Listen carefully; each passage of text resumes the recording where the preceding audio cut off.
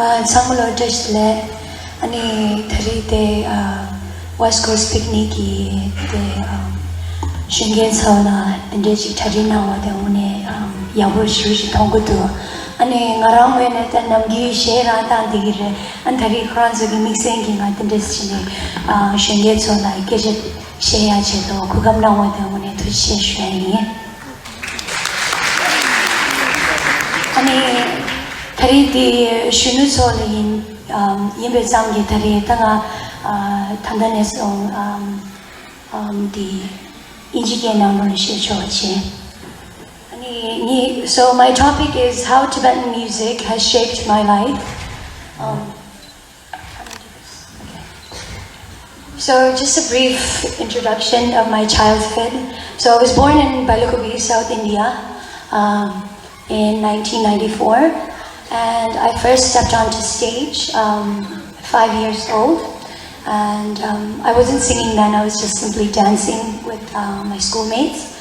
And then I moved to New York at the age of 9 in 2003, and in 2003 was the first time that I performed on stage by myself, and I entered a competition, a singing competition, and I actually won.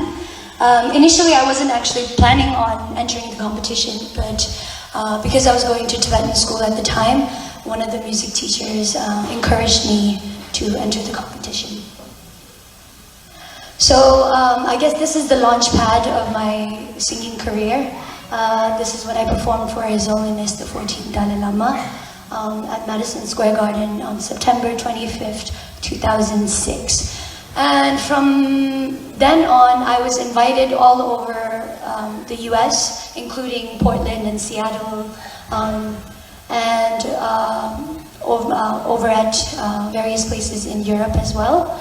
And all those traveling, I consider it benefits because of Tibetan music. And so from all those traveling, I developed a love for traveling and exploring different cultures at such a young age. And I don't think many Tibetans get that opportunity. I also developed interpersonal skills at a young age. So having to deal with adults at such a young age was a very, it was a gift later in life. It also exposed me to Tibetan Buddhist philosophy. And one of my first teachers, Tenzin Kunsel, is over there. And I'm very happy to see him. It's been quite a long time. Yes, please, shout out. And also, singing motivated me to improve my Tibetan, having to copy down lyrics, also having opportunities to do interviews with Voice of America. I'm sure many of you guys have seen some interviews of me. My early interviews are embarrassing. It's really horrible. My Tibetan is like... And of course, but that was a very eye-opening moment. I recognized that if I wanted to be a public figure within the Tibetan community, I must learn how to speak Tibetan at least as much as possible, because, well, it looks really bad when an interviewer is asking you questions in Tibetan and you can't really answer. So the best thing that I've ever received from Tibetan music is the platform to promote change. And the fact that whenever I speak, there are people that are listening, and I think that's really, really important, and I'm very thankful for it. Where do I...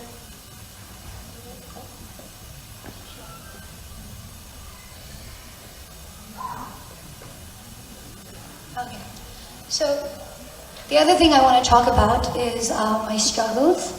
Of course, balancing school and music is definitely one of them. I didn't really experience this when I was really young, going to primary school and secondary school. But once I entered college, this was quite a struggle. It was hard to keep up with schoolwork and Tibetan singing, but not to say that you can't do both. I'll also talk about that a little bit later. I also developed insomnia and anxiety in my preteens. Not many people know about this. I don't know if I can really truly blame it on Tibetan music, but I did develop these things. And also dealing with pressure and stress. And I think everybody feels this way. pressure to conform to gender roles. Personally, I love motorcycle, I love lifting, I love climbing, I love flying, and all these various things that are considered too masculine, I guess, by some. So that was quite hard for me when I was younger, but not so much anymore. Also pressure to uphold Tibetan values, and I think everybody can relate to this. Tibetans have a very strong, I guess, values that everybody wants to uphold, and yet people judge each other, and I don't think that's a good thing to do for youngsters. I think you should encourage youngsters to explore more and learn on their own and create values that are universal. And then pressure to excel in school. I don't think I have to explain that one. And pressure to be a role model was one of the biggest things that I had to work on when I was young, especially because I was young and I was looking up to other role models, and it was the pressure was quite large when I had to be a role model myself. So more about balancing academic and music. I guess everyone can sort of, especially because we're having the West Coast picnic and there are so many sports that we are participating in. I guess balancing academic and sport, balancing academic and music, balancing academic and social work, any of those things might apply to you in this case.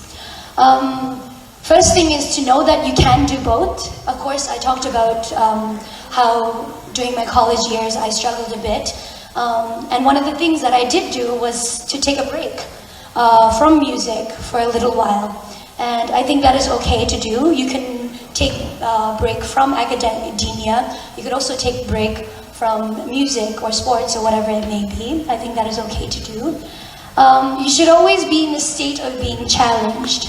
So what I mean by this is, oftentimes when I felt the pressure that I had to withhold all this Tibetan values and Tibetan music, and also be, excel in school, there was a lot of pressure. But I felt that being challenged meant that you were doing something in life that was worthy. And so I welcomed the challenge. And when you succeed a challenge and you persevere, it really gives you a confidence that you didn't have before, and you can prove to yourself that anything is possible, and that if you just push through, you can truly persevere. The other. So what I mean by that is, when I was studying, I did a double degree in biochemistry and physics at UMass Amherst. And when school was very, very stressful and I had lots of work to do and I couldn't even think clearly at some point, I would use music as an escape, and it would relieve me of all the stress and I could breathe again. And vice versa, whenever I would travel to India and do music for months and months on, suddenly I had this urge to go back into the lab and, put on my headphones and work alone. So yeah, I think it's important to use one or the other as a relief. Also, I think oftentimes whenever you feel this pressure and you feel as though you can't achieve your goal, I think one of the most important things you can do is stop and ask yourself why you're doing it in the first place, and remind yourself and reestablish those goals and motivations. And lastly, looking back at your accomplishments to regain strength and motivation to continue. With all these struggles and trying to figure out how to balance everything, one of the most fortunate things that I was able to get through music was to be able to perform for all these amazing Rinpoches. And early on in 2008 and 2011, so the above two pictures, I was not practicing Buddhism. And I was going through a lot of things, but yet it did make an imprint, and I think that's quite important, because later, as I started to perform more and as I struggled into transitioning into adulthood, I had really great teachers like Mingyur Rinpoche and Khyentse Rinpoche who kept me very sane. And I think Buddhism was one of the most amazing thing that I received because of Tibetan music. Being exposed to Tibetan music and following through with it exposed me to Buddha Dharma. And now I guess I'll talk a little bit about how did Dharma help. So as I got more and more interested in Dharma, I think it gave me the ability to see different perspective, to be grateful for what I have in Nangshur. It's we talk about the precious human life, and within that there's many aspects of the precious human life. So even thinking about those things make you feel very grateful and fortunate. Also, not to take negative things and events personally, because there's always deeper and deeper reason for those things, not just the outer sort of thing that's making you feel so negative about it. Also to react to emotions in a very constructive way. So not to just take your emotions and then act upon it irrationally, to really sort of ask yourself, like, why are you feeling these emotions and how do I react in a constructive way that helps the other person or myself. Also to measure my accomplishment by my effectiveness to help other people. So I guess I'll speak about this a little bit more later. So also to practice tolerance and develop understanding towards those with different opinions and way of life. That speaks for itself. I think that's very important to do.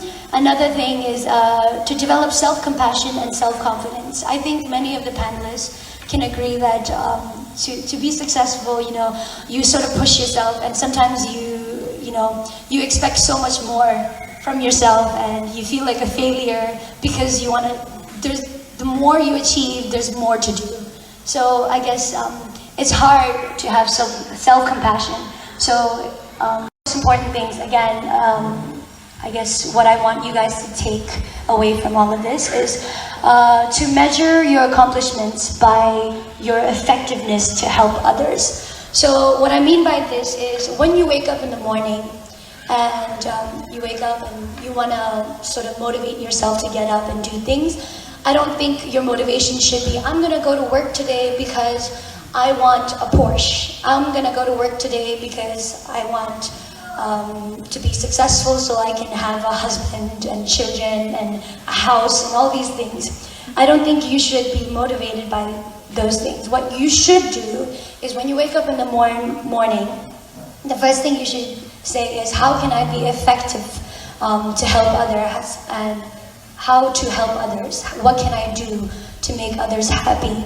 And if you ask yourself that every morning, then you will definitely do something that you are passionate about, that you are happy about. And once you're passionate about something, you automatically will get good at it because you love doing it, and you will spend all of your time trying to do those things. And therefore, people are going to value how well you do and how passionate you are about the things that you do. And you will be successful, and then the moja, the car, the house, everything will just come automatically. You shouldn't be motivated to get those things, but however, they will come to you if you do what you want to do, and if it's motivated by helping others. So these are the few things that I have done that make me happy and that make me feel accomplished in my life. The picture above is Wanga School 2018. This recently finished. I did a concert called Kunsel's Concert for Compassion, and that money that we raised, we were able to build a therapy pool at Wanga School. Then all the way to the right was the first time that I went to Bailagopi after 8 or 9 years. And I went to old people's home, and the money that I had raised from singing, I went and donated it there. All the way to the bottom left is DCV Rajpur 2014, where I went to speak about HIV, AIDS, and sexual health to, I think, about 16 or 17-year-olds. Then middle is Baby Home. Again, I just went there for a day to spend time with them and donate few money that I got from singing. And all the way to the bottom right is Wenga School 2014, where I volunteered for about a month teaching arts and craft and music. So these are the things that give me joy, and I hope that you guys will find something that brings you joy to share now.